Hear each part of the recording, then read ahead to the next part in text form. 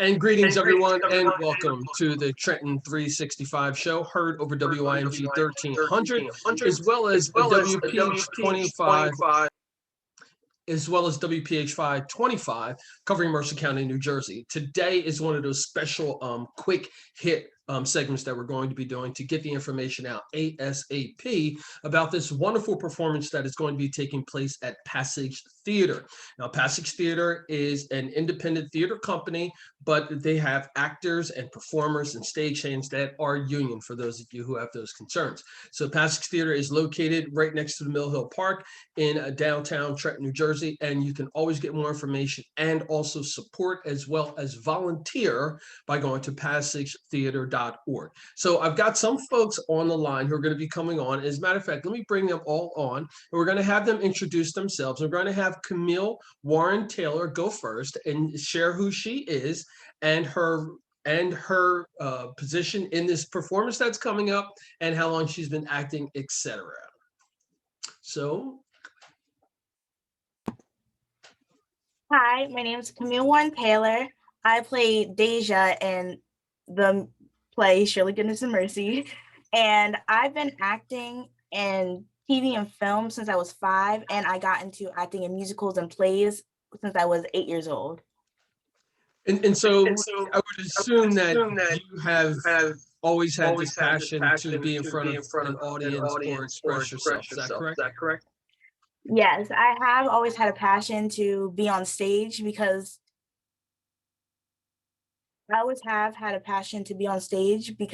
when I was younger, I would always run around the house just putting on like weird faces and acting out different things I would see on TV. And then my mom and my dad were like, if she's going to be doing this, she needs to go to acting classes because we can't just be staring at random things all day.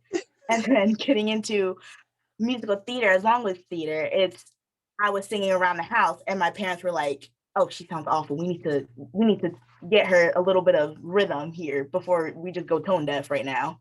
So it was a lot of my persuasion and a lot of my parents backing me up behind for me to be able to do musical theater and have my parents support me.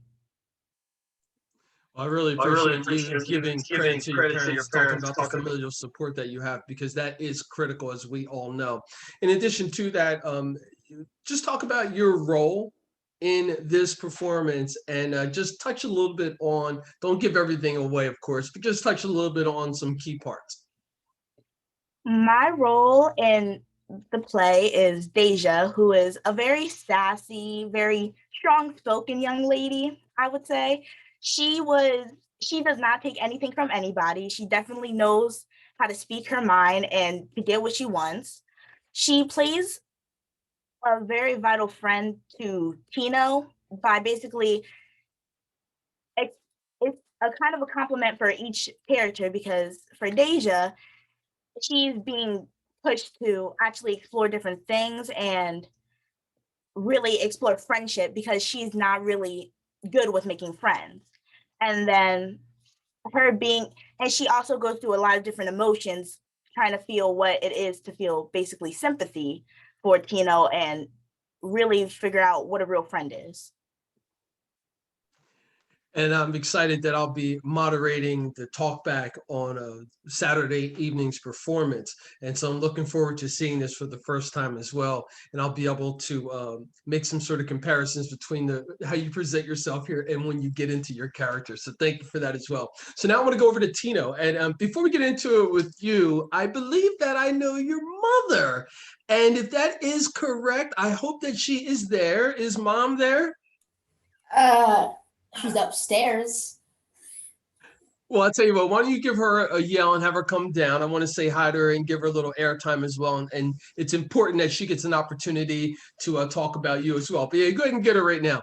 Folks, you're watching the Trenton 365 show, and this is one of those special occasions where we're bringing to you some folks from Passage Theater.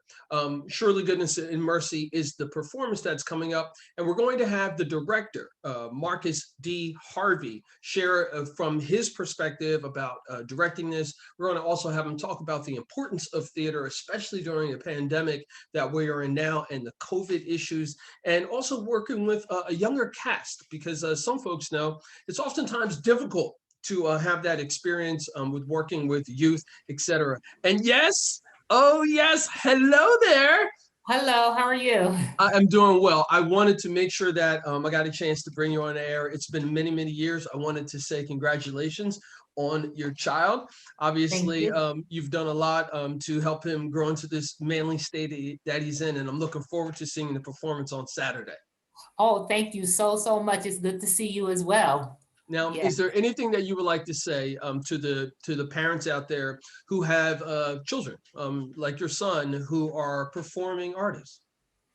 I think that it's a good idea to expose your children to all the experiences that you can possibly do. And then when something takes hold, you keep them on that trajectory. So I expose Layton to many different kinds of things, and the things that he has interest in the most, I try to support him and develop him in that vein. And so that's what I would say to all parents. Do the best that you can do. Fantastic. Fantastic. Blessings. It's so nice to see you, and I can't wait to see your son perform for the first time. We'll talk to you soon and probably see you later on. All right. All Bye-bye. right. Thank you. Bye-bye. You're welcome. So Layton, so it's great that you've got your mom here. She's supportive of you. I mean, you rattled off some things before that you're into video games and sports, etc. But I want you to talk about your role in this performance and your character. Okay. Well, hello. My name's Layton, and I play the role of Tino in Surely Goodness and Mercy. And Tino is that kind of one person who kind of is like that one person who wants to observe things more than be in the action. So he's never really that person you'd say like who's always in the spotlight. He's more of that person who kind of stands back away from everything, because he's kind of that like silent, awkward kid. And he, just like Deja, he's not really the best at making friends. He's not really like the one who has a whole bunch of friends. He's not like the popular kid. He's kind of just like an ordinary geek in school. So playing him, it kind of sets out to be like figuring, like trying to find my inner introvert almost, I guess you could say, and then like acting my way through the ideas of how he learns different things about different people through the play. Okay. All right. I sort of get that. And I know once I see the movie, it's going to be nice, or the movie, I'm sorry, the performance, because it's going to be digital and on video. Once I see the performance, it's going to be nice to kind of piece this conversation that we're having with the performers. But now I want to bring on the director, and I want to bring on Marcus D. Harvey, who is the director of this performance. And we're going to have him take center stage, so to speak. And Marcus, welcome to Trenton 365. And thank you so much for your efforts to continuously create and share art. I think that many folks can benefit from the theater, from the stage, and from performing arts, and they just don't know it. And I just want to be there to make sure that even if just a little bit, a couple of them can get it. So Marcus, thank you so much for coming on. I know it's very short, so I want you to share a bit about the program that the performance that's going to be happening in Passage Theater beginning this Saturday, Surely Goodness and Mercy, and just talk about it from your perspective as the director. Yeah, so this play that Chisa Hutchinson wrote, Surely Goodness and Mercy, she's rewritten it, right? She's adapted it for a younger audience. So this is a theater for a young audience. It's theater for families. And so one of the things that was clear to me when I first read the play was that there is no white savior. And I think like that is important, right? Like Black people are generous with what little we have. And so in this play, you have this generosity that exists between Tino and Deja, who are young people for the first time that I saw, young Black people who had a full life, right? They weren't, the young woman wasn't sexualized. The young boy wasn't made to be a criminal. He was allowed to be his quirky, geeky self. And she was allowed to just be her sassy, I'm going to say what I have to say and not apologize self. But in this, like, they protect each other, right? And they form this intergenerational relationship with Bernadette, who's the cafeteria worker, and they use what they have to help her, right? Something happens to her in the play that I don't want to give away, but they use the resources and generosity that they have to help her. And she in turn turns around and helps Tino in a way. So it's this conversation that we don't often have within, like, there's this miscommunication nowadays between a younger generation and an older generation that we have in this play that is really, really beautiful and necessary, particularly in these times. You know, it's something that you just mentioned about the rewrite, that when you said the children, the stars of the performance had come full circle, like they weren't exposed to any of the stigmas that oftentimes people of color are, especially youth nowadays. How do we continue to break the stigma that's out there that this one narrative is the same for everyone? Which, you know, I think portrays Yeah, this fear. I think one of the ways in which we, like, I always say, because I teach young people, and I say that, like, we don't give our children grace, right? We don't allow them to explore all the parts of them. And I think, like, part of it is, like, we need to, as a culture, allow our young people to explore all the facets of their, how they exist in the world. Like, if Camiel wants to go out and play soccer tomorrow because that's what she wants to do, then let her do that. If Layton wants to go and play golf tomorrow, or if he wants to, you know, continue being an artist or go study science, I think, like, we need to allow these young people the space to express themselves, right? Like, we see white families do that, right? Like, their children get to have these full gamut of life. And we sometimes force our young people to grow up too quick, right? We don't let them be 13, 14, 12, right? We program them to think like they have to be adults before they need to be adults. And this play allows them to be children. It allows them to, like, explore what it means to be a child, to be a young person in this time, and to use what they have in front of them. And I also think it's important for us to have theater that addresses serious issues, but done in a way that reaches a large audience. This performance, I believe it's documented that it's for 10 and Yes. up, but it's also, yeah. So talk about how for the person who may be coming for the first time and is thinking, I've got a 10-year-old and I know their maturity level. I don't know if they should be coming to a theater performance like I this. think I would challenge that and say, your child needs to be exposed to things that they aren't used to, right? Like, this play was written by a Black woman for Black people, specifically, right? And so it is an opportunity, it is an invitation for you to spend $17 to sit down with your family for 82 minutes and have an experience and a conversation around what they saw. And I guarantee you, your 10-year-old will get the things that you think he or she did not get. I promise you.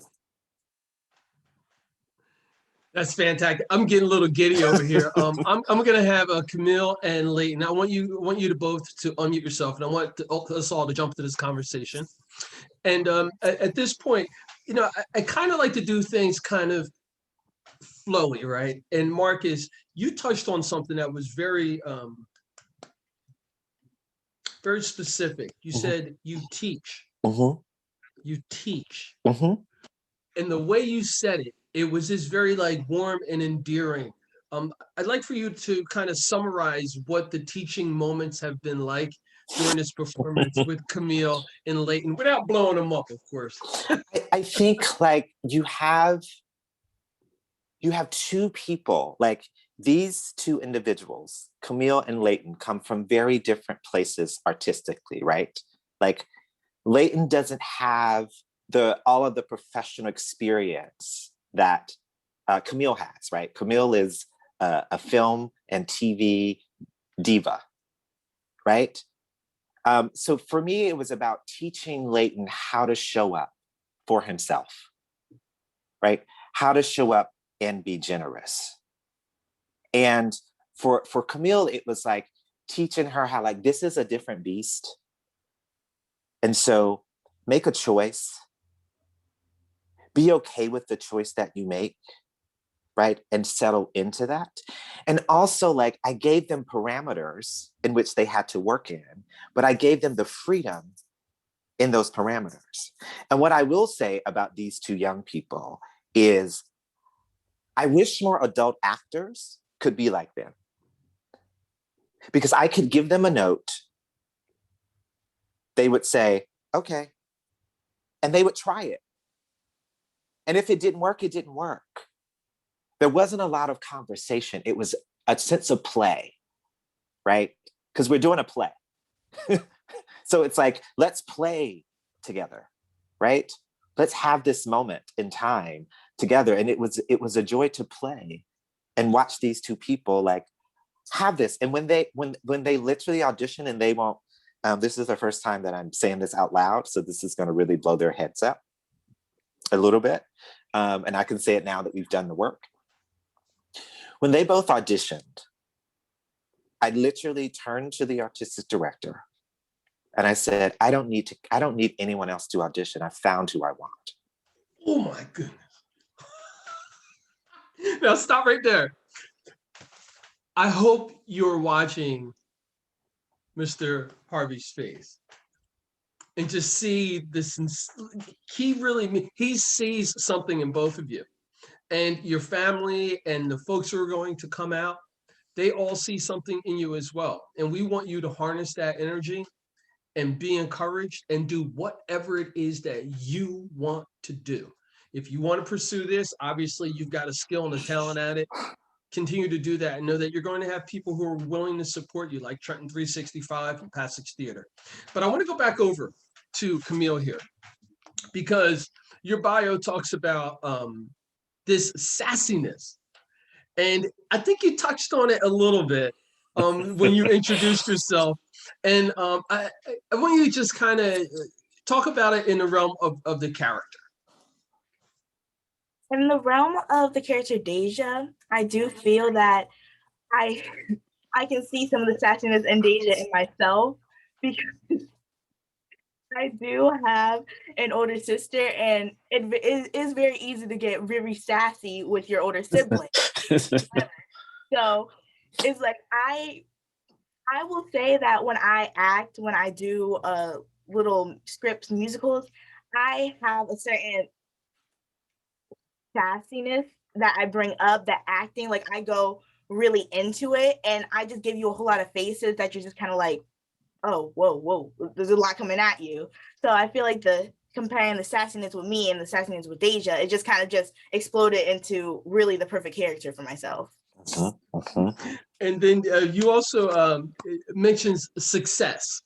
There are some people who they say, like, when they walk into a room, like they just have this energy about success. I would assume that is what they're referring to. Would that be true? Yes, that is what they would be referring to, because you can walk into an audition, into rehearsal, and you can want it, but your aura brings off that you're kind of not sure. But when I walk into an audition room, I walk into the audition room like I already booked it. This is just them running lines with me almost. Like, right. You want to walk into it knowing that you already got it, having that confidence, so you don't second guess yourself while you're in the room, while you're in rehearsal, and you can really have that confidence with you. That's fantastic. Now I'm going to put Layton on the spot with you. So I want you, because you folks are actors, so you got to go with it, right? So I'm going to bring you and Layton on, and I want you to talk about what the experience was like working with Layton.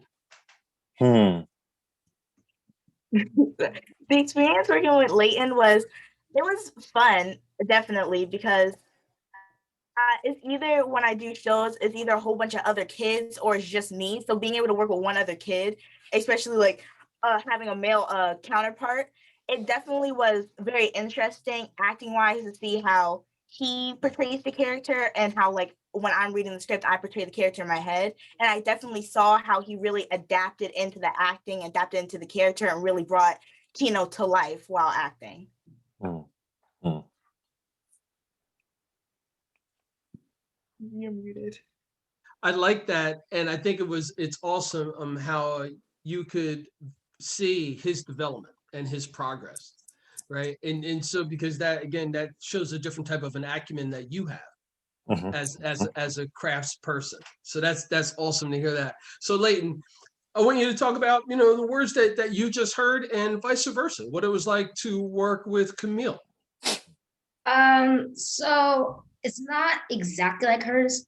I've usually worked with kids, but specifically females. So I specifically work with people my age who are female. So it's kind of like this, like, okay, this is what I've seen before. But the difference is that this is not like someone I know. Like Camiel's not someone I really like just know. Like we didn't go to school together, so it's kind of cool to learn more about her while acting at the same time. And making that transition, so to speak, or level up in your career, going from just not just but school plays or local theater performances to something where you're working with professional talent, you must now feel you belong, right? Mm. Like there's like this encouragement that you have now, correct? Yeah. Now, I like to do these kinds of things because there is a sheer intent in what I'm doing. For this to be an opportunity to see, and so others can see how you handle those questions that weren't scripted. And none of this was scripted. This is us having a conversation. This is showing your skill set and your talent and your ability, how you've been trained, how you grew up, how you've been educated, how you work, how you play. That is what's awesome. I'm going to get out of the way now. I'm going to turn this over to Marcus Harvey, the director, for a couple of minutes. And the reason why I want to do this, I don't know if our seasoned talent in the art community ever really gets enough exposure. And I'm talking about those people who are my age and older. So it's important for them to be able to have a chance to share what's on their mind about art and about performing art, etc. I'm going to mute you, and then I'm going to have you run for like 5 or 6 minutes, Mr. Harvey. I want you to just I want you to pour out how you feel about working with youth, performing arts, why it's needed in our culture and society, and I'll pull things out from it. Great. Oh, so I will say that I enjoy working with young people. And the reason that I enjoy working with young people is because the older that we get, the more we lose our sense of play. Right? So young people teach me how to play, how to use my imagination, how to explore, right? How to be inquisitive, how to question things in a way that is not pushing against it, saying it's not right, right? Like there's no right or wrong in art. There's only truth. And when young people, oftentimes in my acting classes or when I work with them, they are truthful because this is all they got, right? All they have is this, right? They don't have the world in their ear telling them they're not good enough, telling them they're too fat, telling them they're too tall, telling them that they're too ghetto, right? Or they're like not Black enough because they're articulate, right? So it's like all of that is out of the room when I'm with these young people. It's like we're just having fun, right? And I think that like we need to expose our young people to the arts because it can inform their life. And they don't have to be an artist. Mhm. Tell me a job in the world where you don't talk. Tell me one. There is not a job in the world where we don't communicate. Not a one. And so the arts teach us how to communicate and how to listen. And so often we don't listen to people. But if in an acting class or in a play or in a movie, you have to listen to what's being said to you in order to respond. How many of you watching, listening right now, your mama has said to you, your daddy, your grandma, your auntie, your somebody has said, did you hear what I just say to you? Because they can tell you aren't listening. An acting class will teach you how to listen. And I think we're in a time, right? Like if you think about the history of Black culture in the world, art has always saved us. Art has been the thing, and storytelling has been the thing that has kept our culture going. I can just imagine the slaves on the ships coming over from Africa singing songs. That's art. How they were, when they were in the cotton fields, singing songs and creating stories through their body to keep away from massa. Like that is art. Right? How like my grandmother couldn't read or write, but she was a storyteller, and that's how I learned about the history of my family. She's a griot. That's art. Right? Like art has been the thing. Music has been the thing. Like we appreciate art, but we don't investigate art. Mm. Like we'll listen to a Jay-Z album and say, oh, that's hot, but we don't really listen to the lyrics and what he's saying. Right? It's like one of my favorite jazz artists is a woman named Camiel Horn, who's based in New Jersey.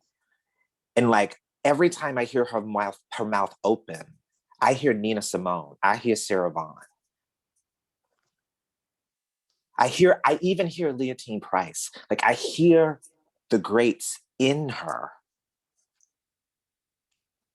And so like we need to expose our children to art, and we need to expose ourselves to art. We don't have to like go and see a Shakespeare play and be like, we got to understand it. No, sit there and try to process it. Mm-hmm. Right?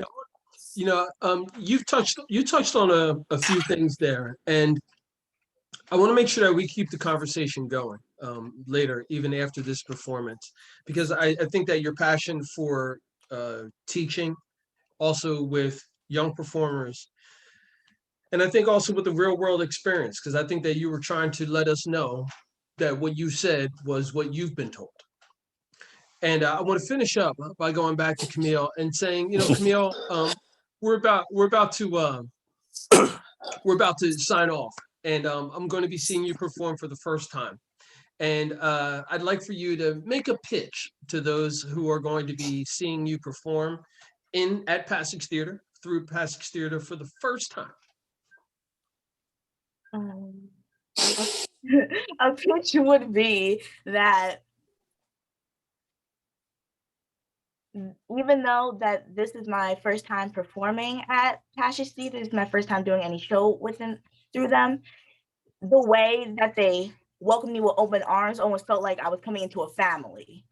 It wasn't me just trying to figure out how I'm gonna adapt to this new theater. It was them being like, all right, come over here. This is the line, blah, blah. Like Marcus was Uncle Marcus. Like it was basically just a big family within each other while going through the rehearsals and filming. It was just a whole big family, and it was really nice to experience that, it being my first time at this theater.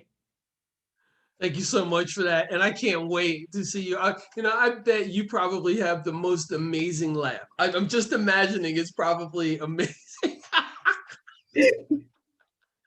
Layton, I'm going to bring you on now. And same thing to you. I'd like for you to, your last conversation or pitch to the folks who are going to be seeing you perform on Saturday. So basically, when I started with Passage, I was kind of nervous. I'm like, okay, this is my first time ever being in like a legit theater. I don't know how this is gonna turn out. And then when I actually entered, I'm like, oh, this isn't bad at all. I underestimated how everything was gonna go, and thought that